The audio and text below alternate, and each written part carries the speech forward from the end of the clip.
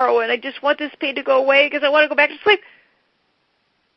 It actually, I could see the resistance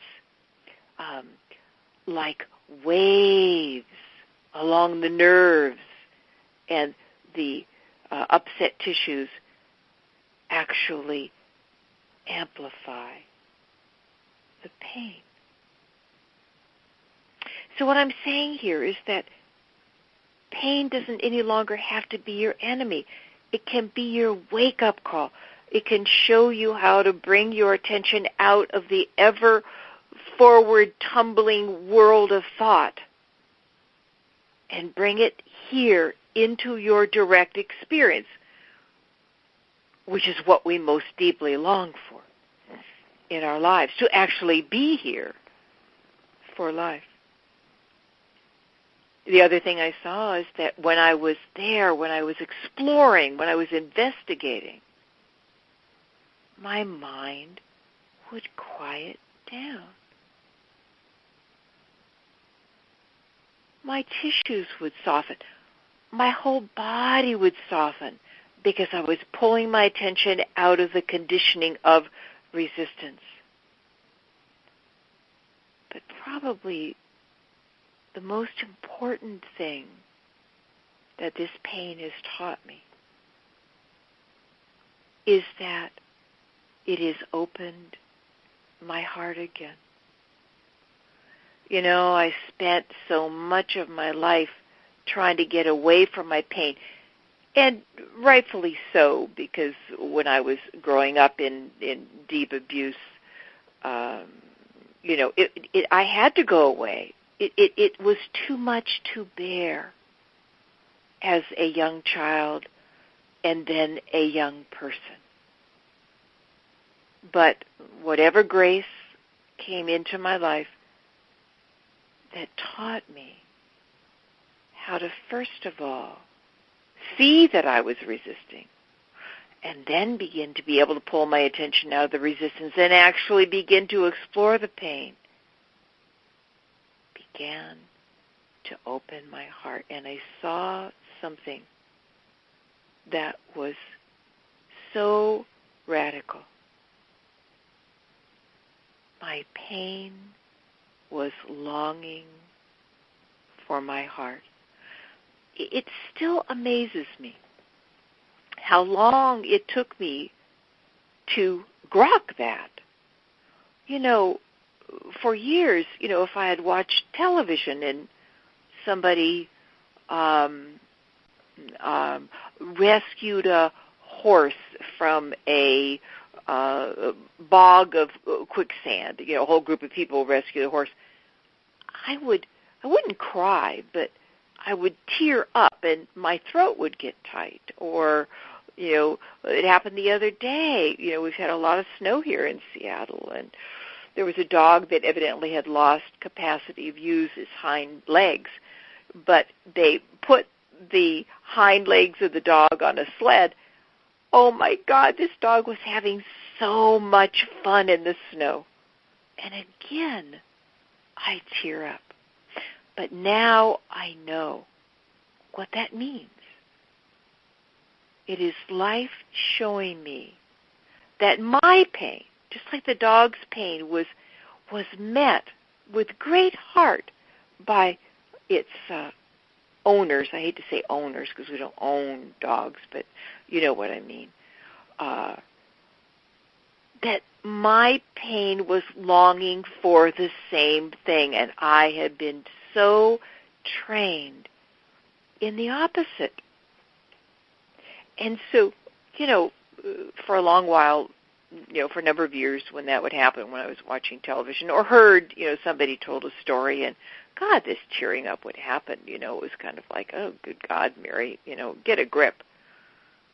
But then I began to ask the question. I began to become curious, just like I became curious about, the pain in my body. Who are you? What is this? And that investigation led me to this startling realization that my pain is requesting my heart. And believe you me, I just had moments where, I've had one spine surgery and I'm heading into another, one spine surgery 4 or 5 years ago, and now I'm heading into another because this has been a chronic challenge in my body, and it to know that resistance now doesn't equal suffering for me anymore. Resistance actually wakes up my heart. And now I can go and be with this pain and just flood it with what heals. Love heals. Care heals. Stephen Levine said that they did a grand experiment at their house. They lived off the grid in the mountains of New Mexico, and their heat was a wood-burning stove. And so they tried this. They would get burns, and they tried this for, they would get a burn, and then they would send resistance and and yuck, and I hate this, into the actual physical experience of the burn. And then the next burn, they would just flood it with love, enfold it in care, just like you would if you came across a bedraggled, lost kitten, that they would do the same thing with their burns. And they saw how those burns healed so much more quickly. So not only does attention heal, but the kindness, the tenderness of your heart heals. And that's what your pain is asking for. So I want to wrap this all up into an experience I had the other night, because the pain has become more intense, and that's why I'm having spine surgery. But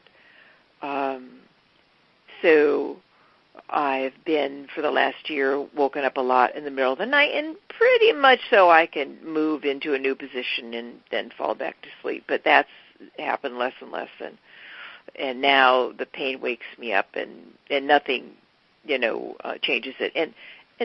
And of course, my first, response is management. That's important. I put some biofreeze on it, and I go get some ice, and I, elevate my bed, and all of that. I have one of those adjustable beds. Oh my God! If you have back pain, get an adjustable bed, because you can constantly adjust your position, which helps a lot. But lately, that hasn't been working, because life is inviting me to be with this pain, even this kind of intensity, which is very scary. It has limited my life. It has limited my ability to move. And so the mind really does not like this pain. And so when I got woken up the other night, the first response is just lost in the mind, just hating it, wishing it would go away. I had a really full day the next day, and the mind was really, really upset at this. Now, if I had done what I had learned from Stephen, well, let's bring our attention into the pain in my back and leg. The mind said, screw you, basically. It was having nothing to do with it. Why? Because at that moment, the predominant pain was my mind.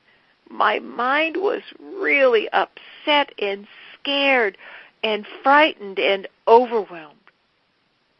And so I did exactly what we are talking about with the pain in my mind.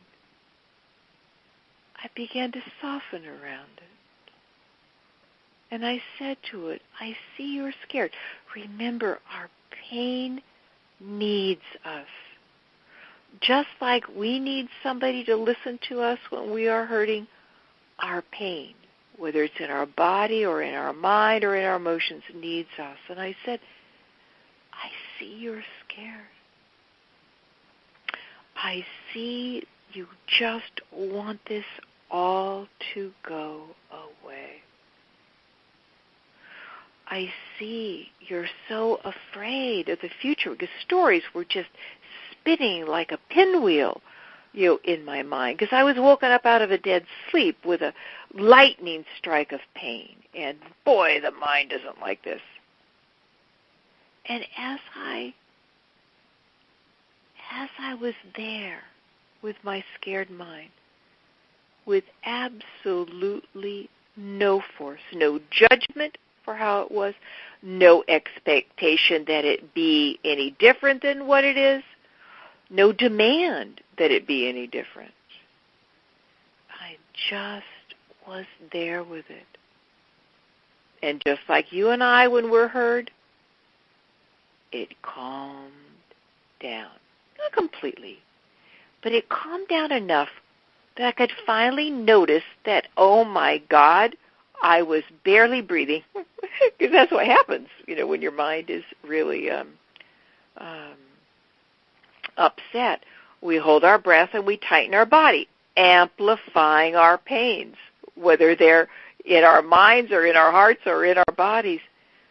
And so it was this sense of being able to bring the attention out of the whirling and spinning mind that was a little calmer but was still upset, and to bring it to my breath. And if you've hung out with me at all, you know I absolutely love a long, slow out-breath.